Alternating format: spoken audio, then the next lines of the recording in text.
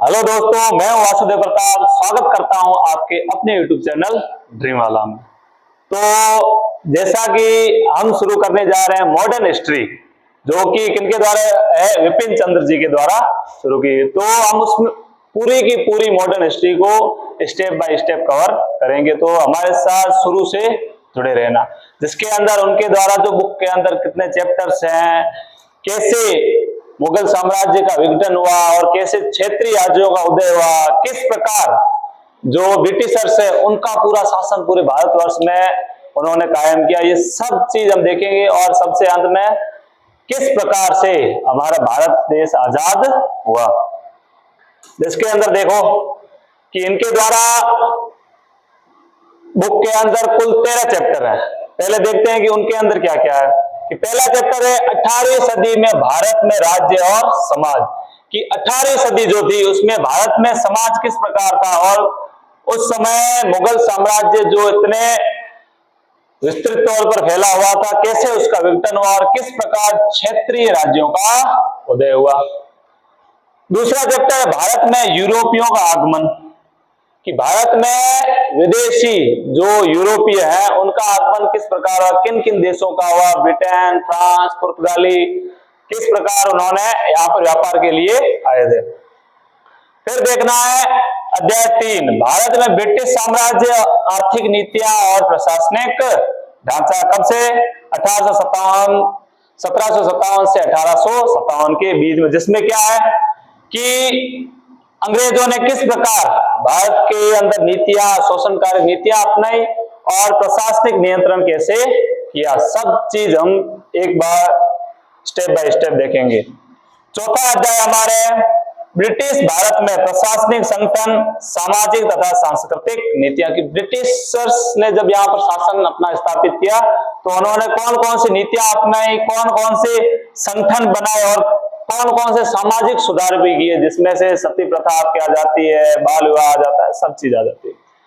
अध्याय 5, 19वीं सदी के पूर्वार्ध में सामाजिक और सांस्कृतिक जागरण।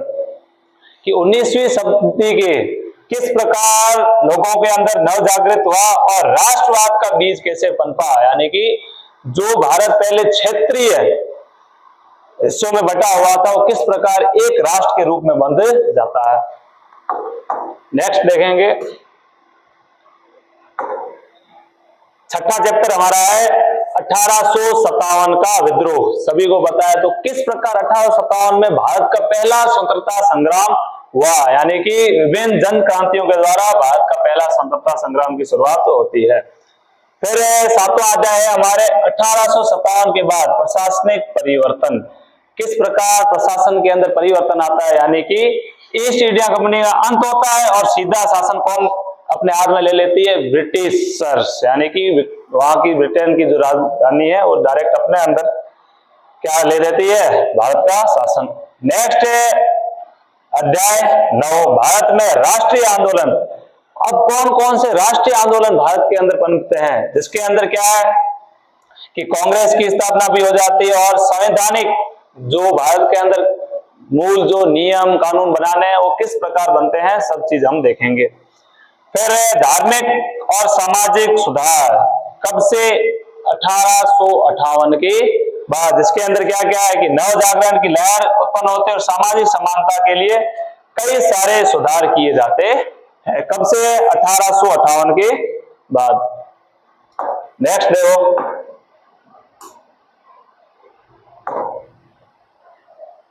अब हमारे अध्याय 11, राष्ट्रवादी आंदोलन, जिसमें उग्र राष्ट्रवाद का विकास 1905 से 1918 की उग्र राष्ट्रवाद। यानी कि हमें पहले जो नॉर्मल शांति से हम राष्ट्र चाह रहे थे, आजादी चाह रहे थे, उसकी जगह कैसे उग्र राष्ट्रवाद बनता, जिसमें कौन कौन सी नीतियां?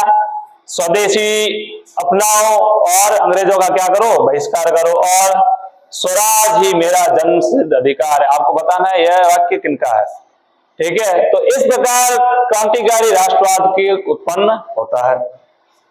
नेक्स्ट हमारा है स्वराज के लिए संघर्ष, पहला पार्ट है, जिसके अंदर क्या है हमारे असहयोग आंदोलन शुरू हो गए थे। यानी कि ये गांधीवादी युद्ध का क्या है? प्रारंभ है। नेक्स्ट देखो हमारे लास्ट है स्वराज के लिए संघर्ष, नई शक्तियों का आविर्भाव, अंतिम चैप्टर जिसके अंदर हमारे सविनय अवज्ञा आंदोलन, ठीक है, समाजवादी और दलित शक्तियां, सारी चीजें आती है। आपके भी है ना, सविनय अवज्ञा आंदोलन, असहयोग आंदोलन भी चल रहा चैप्टर है ना। तो हम ये स्टेप बाय स्टेप सारी चीजें कवर करेंगे, ठीक है। अब देखते हैं कि मुख्य भूमिका क्या है मॉडर्न हिस्ट्री की, ठीक है। तो एकदम ध्यान से कॉपी पेन हो तो अपने साथ में रख लेना, लेकिन ना भी हो तो आपको पूरा ध्यान इधर ही रखना है। अब देखो इधर, इसमें भी मुख्य भूमिका में क्या है कि किस प्रकार मुगल साम्राज्य का पतन होता है, इसकी पूरा विश्लेषण हम करेंगे। फिर मुगल साम्राज्य के अंदर व्यवस्था कैसी थी, लेकिन अच्छी व्यवस्था होने के बावजूद भी वहां पर धीरे धीरे इसका क्या होता जाता है, शासकों के अंदर दूरदर्शी नीति ना होने के कारण इसका पतन हो जाता है, और जो कुलीन वर्ग है उसकी स्वार्थ और गुटबाजी के चक्कर में वो क्या हो जाता है, मुगल साम्राज्य का पतन हो जाता है। और सबसे अंतिम में क्या है, किसका प्रभुत्व आ जाता है, विदेशी शक्तियों का, ठीक है। तो ये सारी चीजें हम मुख्य भूमिका के अंदर देखेंगे।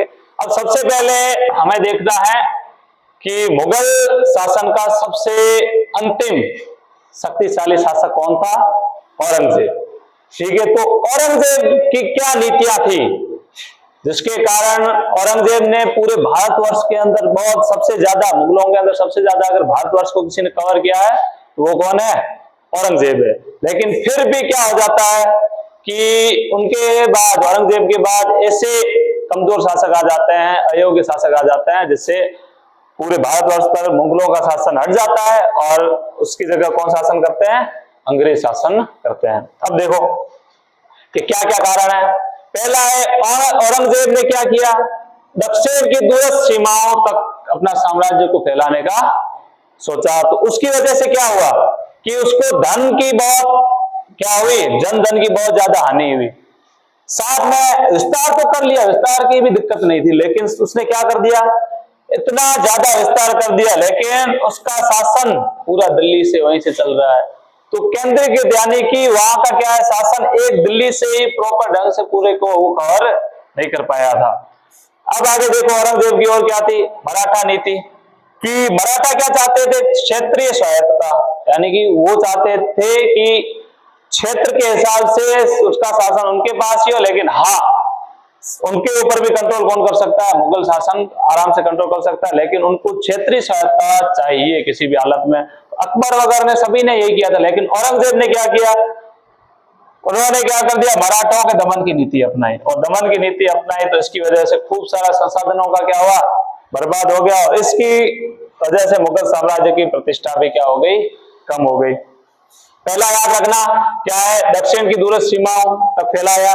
फिर क्या है, जिससे जनधन की हानि और केंद्रीकृत प्रशासन को क्या नहीं कर पाया था, सही से कायम नहीं कर पाया था। फिर औरंगजेब ने क्या किया, मराठों को क्षेत्रीय सहायता, यानी कि वो छोटे छोटे जो हिस्सों के अंदर मराठा शासन कर रहे थे उनको वो शासन देना नहीं चाहता। वो क्या चाहता था कि मराठों के अंदर जो मराठे भी हमारे अंदर कब्जे में आ जाएं, ठीक है, हमारे सामने, मेरे सामने झुके। कौन चाहता था, औरंगजेब। तो उसकी वजह से क्या हुआ, खूब सारे मराठा की दमन की नीति के कारण क्या हो गया, उसको कई संसाधन का हानि हुई। अब राजस्थान की ओर चलते हैं, जिसमें औरंगजेब ने क्या किया कि उसने पहले तो राजपूतों के साथ अच्छे संबंध रखे, लेकिन बाद में उसने सोचा कि राजपूतों की जो शक्ति इतनी बढ़ रही है उसे मुझे क्या करना पड़ेगा, कम करना पड़ेगा। तो उसने क्या किया, राजपूतों की शक्ति को कम करने की कोशिश की। तो उसकी वजह से जो राजपूत मुगलों का इतने समय से सपोर्ट कर रहे थे, यानी कि हर युद्ध में कहीं ना कहीं भाग ले रहे थे, लेकिन उसकी वजह से औरंगजेब ने राजपूतों का शासन और उसका सहयोग भी क्या, राजपूतों का खो दिया। नेक्स्ट देखो कि धार्मिक रूढ़िवादिता, किस प्रकार धार्मिक रूढ़िवादिता की, उसने जजिया कर को भी क्या कर लिया, वापस ले आया। वो अकबर ने जजिया कर को क्या कर दिया था, समाप्त कर दिया था। जजिया कर क्या होता है, जिसके अंदर सिर्फ मुस्लिम समाज को छोड़कर बाकी सभी समाजों पर कर लगाया जाएगा, यानी उनसे कर वसूला जाएगा। और साथ में उसने क्या किया, मंदिरों को तोड़ना भी शुरू कर दिया। इसकी वजह से हिंदू मुस्लिम के बीच की खाई क्या हो गई, बढ़ गई। ठीक है, तो अभी कौन कौन से देखे हमने कि राजपूतों के साथ संबंध, लेकिन उनकी शक्ति को कम करने की कोशिश की वजह से क्या हो गया, समर्थन खो दिया राजपूतों का। फिर धार्मिक रूढ़िवादिता के चक्कर में उसने क्या किया, जजिया कर लगा दिया और इससे उसे काफी नुकसान झेलना पड़ा। बात किसकी चल रही है, औरंगजेब की, कि उसने इतने बड़े एरिए इलाके को भारतवर्ष पर शासन स्थापित कर लिया था, लेकिन ये सारी जो नीतियां थी, योग्य शासक होने के बावजूद भी इसकी जो नीतियां थी, जो क्या थी, खराब नीतियों के कारण ये क्या हो गया, अपना शासन सही से स्थापित नहीं कर पाया।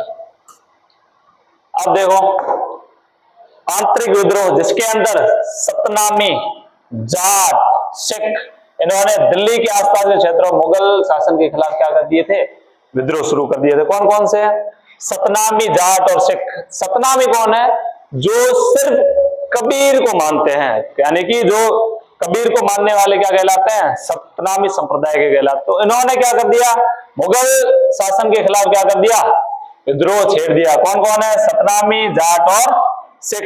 साथ में क्या हुआ कि किसानों के असंतोष और जमींदारों के शोषण का परिणाम यही हुआ कि किसानों के ऊपर जो कुलीन वर्ग था, जमींदार जो लोग थे, वो क्या कर रहे थे, अत्याचार कर रहे थे।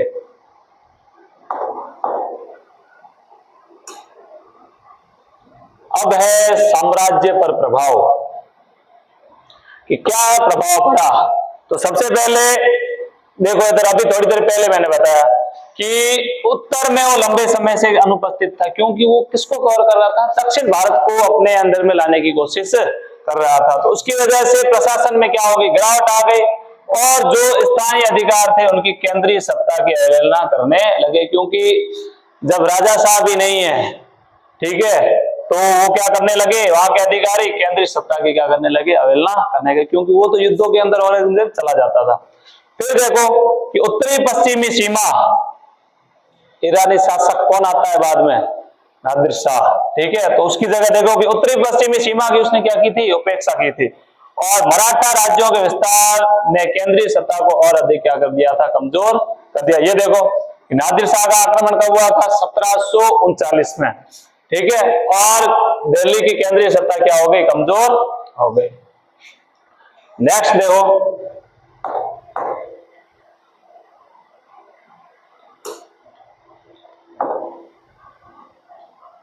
अब उसकी जो धार्मिक नीतियां थी, अभी बताया कि जजिया कर वापस उसने लगा लिया था, ठीक है, तो उसने मुगल समाज को क्या कर दिया था, खंडित कर दिया था, और औरंगजेब की मृत्यु के बाद क्या हो गया, जजिया कर वापस से हटा दिया गया, यानी कि राजपूतों के साथ भी वापस क्या हो गए, संबंध वापस से अच्छे हो गए औरंगजेब की मृत्यु के बाद।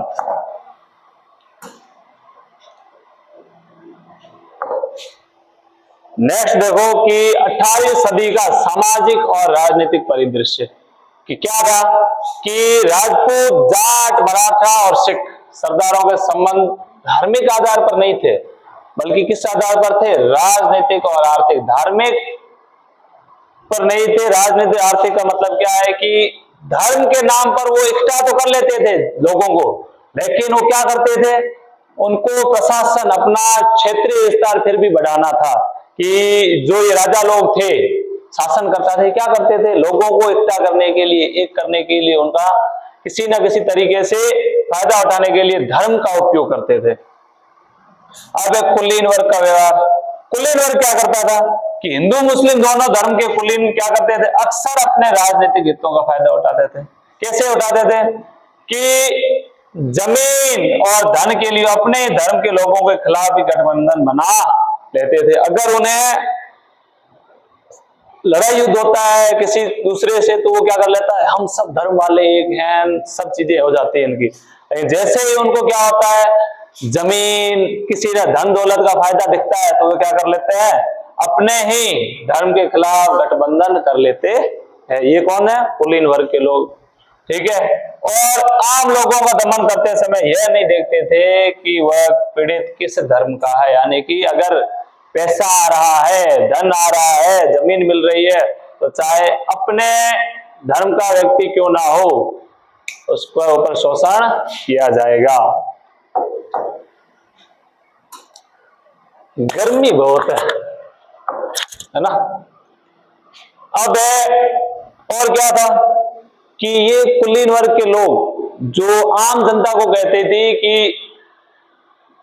विपरीत धर्म के साथ क्यों बैठ रहे हो, घुलना मिलना नहीं है, लेकिन यही क्या करते थे कुलीन वर्ग के लोग, हिंदू मुस्लिम समुदाय के उच्च वर्ग के लोगों के बीच क्या थी, घनिष्ठ सांस्कृतिक और सामाजिक संबंध बने हुए थे। यानी कि जो पैसे वाले लोग थे ये धर्म की वजह से एक साथ नहीं थे, ये पैसा देखकर लेवल, कि आज के जमाने में भी क्या होता है कि जो राजनेता लोग हैं, चाहे मुस्लिम है, चाहे हिंदू है, चाहे किसी भी धर्म का है, आम जनता को भड़का देता है, लेकिन वही क्या करते हैं जब सब चीजें हो जाती है तब वो एक साथ बैठ के एक ही पार्टी के अंदर खाना खाते हैं।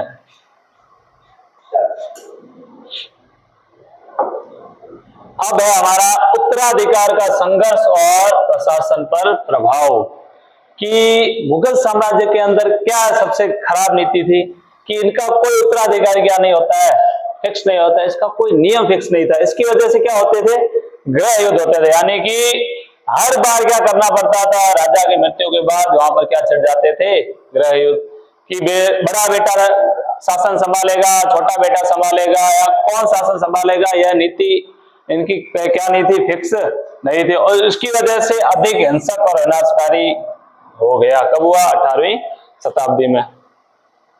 नेक्स्ट देखो कि लड़ाइयों के कारण भारी क्या होता था, जन धन हानि झेलनी पड़ती थी, और इससे जो मुगल प्रशासन है वो क्या होता जाता था, कमजोर होता जाता था। और साथ में मुगल प्रशासन अगर कमजोर हुआ है तो उसका लाभ कौन उठाते थे, जो सूबेदार थे, अधिकारी थे, वह क्या करते थे, अपनी सत्ता संभालते, और साथ में जो अपने पद दिए गए थे शासक के द्वारा उसको कैसा कर देते थे, वंशानुगत, यानी कि पहले ये पद पीढ़ी दर पीढ़ी नहीं चलते थे, लेकिन फिर ये अपने हिसाब से वंशानुगत इन्होंने कर दिया, क्योंकि जो शासन कौन संभाल रहा है, मुगल, और मुगल की सत्ता ही कमजोर पड़ गई तो उसका फायदा फिर कौन उठा रहे हैं, सूबेदार और अधिकारी।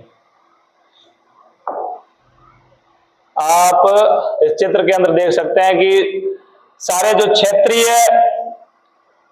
राज्यों का उदय हो जाता है, साथ साथ में क्या, क्योंकि ये जो सूबेदार लोग वगैरह हैं ये क्या करने की कोशिश करते हैं, अपनी शक्ति को और ज्यादा मजबूत करने की कोशिश करते हैं।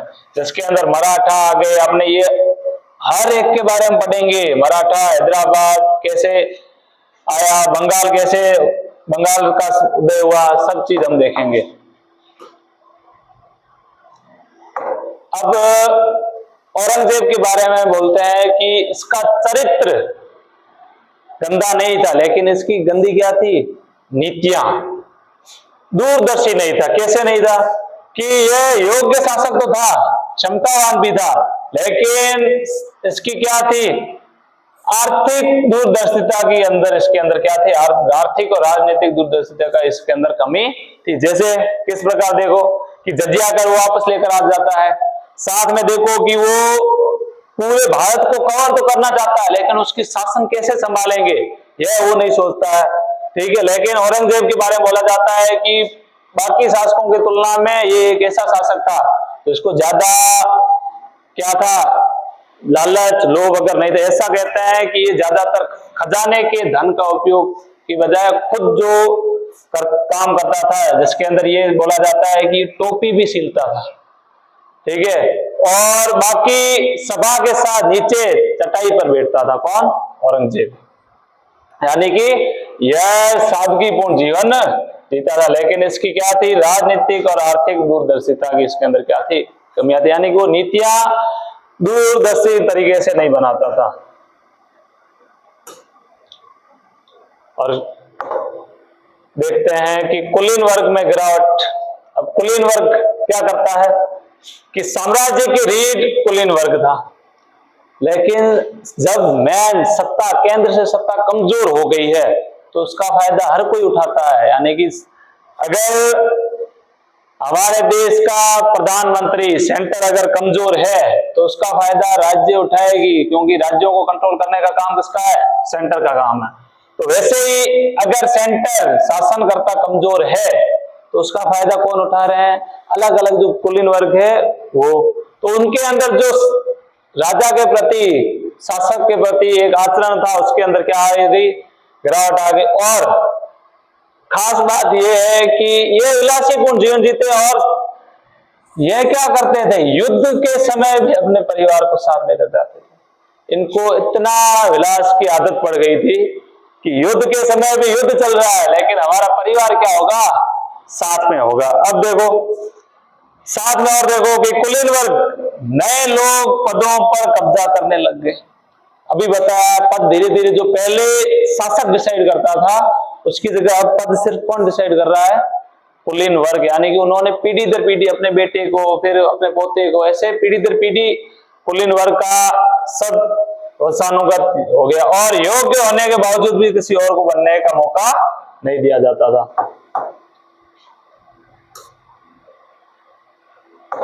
कुलीन वर्ग, कुलीन वर्ग आपके भी टॉपिक था 9th में, अभी 10th में भी ये पता।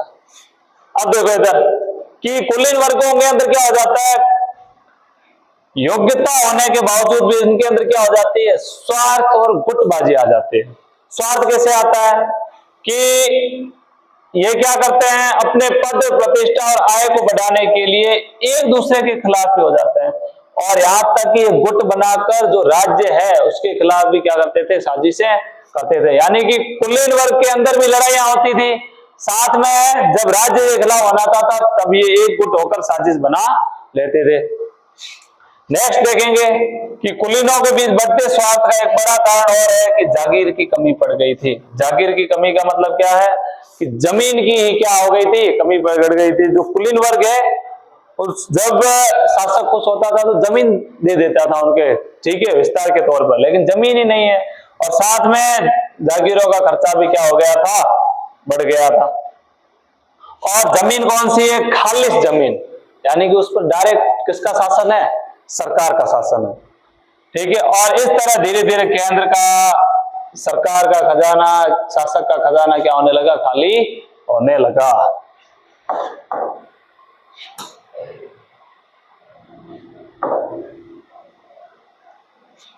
नेक्स्ट देखेंगे वित्तीय संकट। अभी मैंने बताया कि जो किसानों का शोषण भी ये करते हैं, साथ में खालिस किसे कहते हैं, जो डायरेक्ट वही जमीन जो डायरेक्ट उस पर शासन किसका, शासक का है, वहां का जो राजा है वो शासन करेगा। जमीन कौन सी, नाम क्या है, खालिस, ठीक है। उसकी क्या हो गई थी, कमी पड़ गई थी, उसकी वजह से क्या हुआ, वित्तीय संकट उत्पन्न हो गया। अब देखो नेक्स्ट, और वित्तीय संकट अगर उत्पन्न होगा, सेना के पास खर्चा नहीं जाएगा तो क्या होगा, सेना भी क्या हो जाएगी, कम हो जाएगी और इससे सैनिक संख्या के अंदर भी क्या हो गया, घटा दिया और सैन्य शक्ति क्या होगी, मुगल शासन के अंदर क्या होगी, कमजोर, खजाना खाली हो गया, ठीक है। सेना कम कर दी, अगर सेना कम होगी तो क्या वह सत्ता वैसे संभल पाएगी जैसा पहले संभली जा रही थी। नेक्स्ट देखो कि किसानों की स्थिति और कृषि पर प्रभाव, कि किसानों का के ऊपर वो क्या कर देते हैं, कर बढ़ा देते हैं। कर बढ़ाएंगे तो वो क्या शुरू करेंगे, विद्रोह। और इन्होंने क्या किया, इन्हीं विद्रोह के कारण किसानों के अंदर, मैंने शुरू में बताया था, जाट, सतनामी, सिख। सतनामी कौन है, जो कबीर के संप्रदाय को मानते हैं। इन्होंने भी क्या है, एक होकर शासक के खिलाफ क्या कर दिए थे, विद्रोह शुरू कर दिए थे। अब कृषि का विकास रुकना, ठीक है, कृषि का विकास रुक जाता है, साथ में स्थिति और क्या हो जाती है, बदतर हो जाती है, क्योंकि किसानों के ऊपर क्या हो रहा है, अत्यधिक कर लगाए जा रहे हैं। तो इसकी वजह से कौन कौन से आते हैं समुदाय आगे, जाट, सतनामी और सिख। नेक्स्ट हमारे है कि जो आर्थिक और औद्योगिक ठहराव है वो, उसके कारण क्या था कि शुरू में मैंने बताया कि विलासितापूर्ण जीवन, कि औरंगजेब के बाद शासक ऐसे आए जो पैसा दिखा है तो मौज की उन्होंने, रंग मत सजाए हैं, ठीक है। तो इसके अंदर शासक वर्ग क्या करते थे, विलासिता में ही मुग्ध रहते थे और जो भी काम होता था उसको क्या कर देते थे, नजरअंदाज कर देते थे। अब औद्योगिक कारण क्या है कि उसके अंदर भारतीय उद्योग जो क्या है, पुरातन व्यवस्था से वैसा का वैसा चला आ रहा है, उन्होंने उसके अंदर क्या है, नयापन नहीं आ रहा, लेकिन वही क्या करते हैं, अंग्रेजी नवाचार लेकर आते हैं। भारत के अंदर नवाचार के अंदर क्या थी, कमी थी, यानी कि भारत का औद्योगिक विकास उस स्तर का नहीं हो रहा था जैसा उस समय यूरोप के अंदर देखा जा रहा था। तो उसी आधुनिकीकरण की वजह से अगर भारत वाले तलवार और भालों से लड़ाई कर रहे थे तो यूरोप वाले किससे लड़ाई कर रहे थे? बंदूकों से, तोपों से। भारत के लोग अगर कपड़ा बना रहे थे, हाथ से बना रहे थे, तो यूरोप के लोग किससे बना रहे थे? मशीनों से। तो इसकी वजह से, आधुनिकीकरण की कमी की वजह से अंग्रेजों का शासन स्थापित हुआ।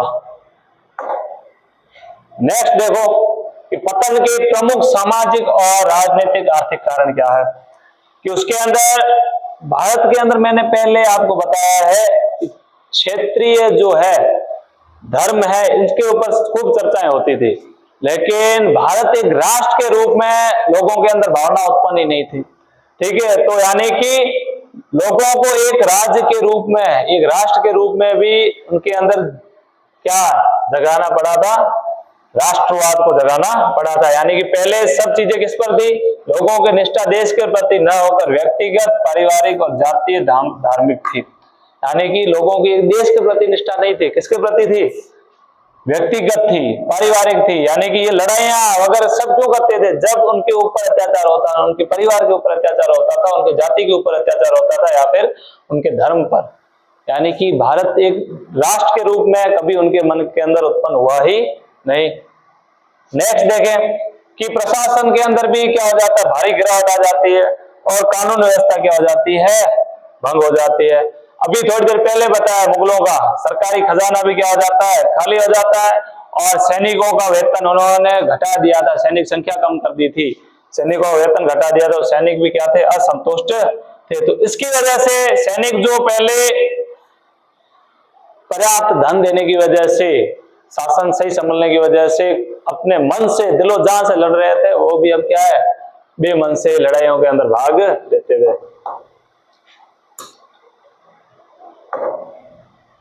नेक्स्ट है, थोड़ी देर पहले मैंने बताया कि क्या थी? वैज्ञानिक और तकनीकी विकास क्या था? भारत के अंदर इसका अभाव था।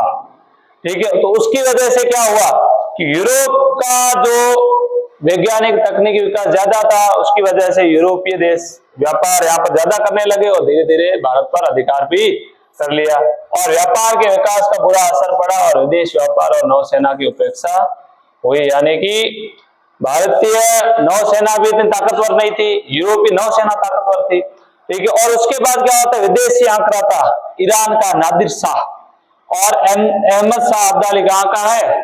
अफगान का। ठीक है, और नादिर शाह कहाँ का है? ईरान का। इनका आक्रमण होता है और उसकी वजह से साम्राज्य के अंदर जो बची कुछ सैन्य शक्ति और आर्थिक शक्ति थी, वो भी क्या हो जाती है? नष्ट हो जाती है। यानी कि अब ब्रिटिशर्स का रास्ता क्या हो जाता है? और ज्यादा खुल जाता है। यानी कि आप सोच लो कि औरंगजेब के समय पूरा अफगानिस्तान से लेकर पूरे दक्षिण भारत तक पर पूरा कब्जा औरंगजेब का होता है, लेकिन धीरे धीरे वह शासनशील कहां तक? दिल्ली, उसके आसपास के कुछ इलाकों के अंदर आ जाता है। इतना सा मुगल साम्राज्य रह जाता है।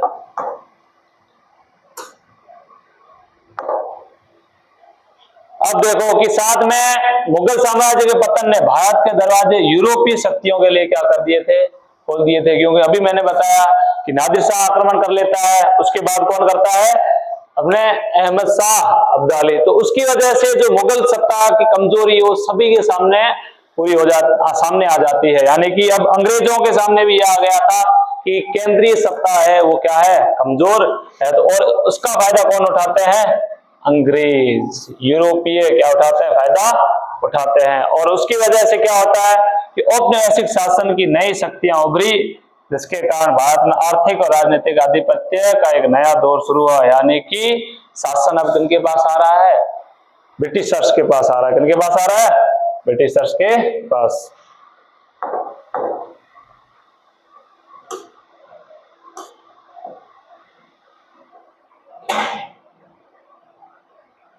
तो आज हमने देखा कि मुख्य भूमिका क्या थी कि ब्रिटिशर्स का आगमन किन कारणों से हुआ, यानी कि मुगल सत्ता किस प्रकार कमजोर हुई, औरंगजेब की कौन सी नीतियां थी कि उसका चरित्र तो सही था, लेकिन उसकी कुछ नीतियां थी, जजिया कर लगाना, उसकी अदूरदर्शी नीतियां वगैरह। तो उसकी वजह से क्या है, उसके बाद साथ में औरंगजेब के बाद योग्य शासकों की क्या थी? कमी थी।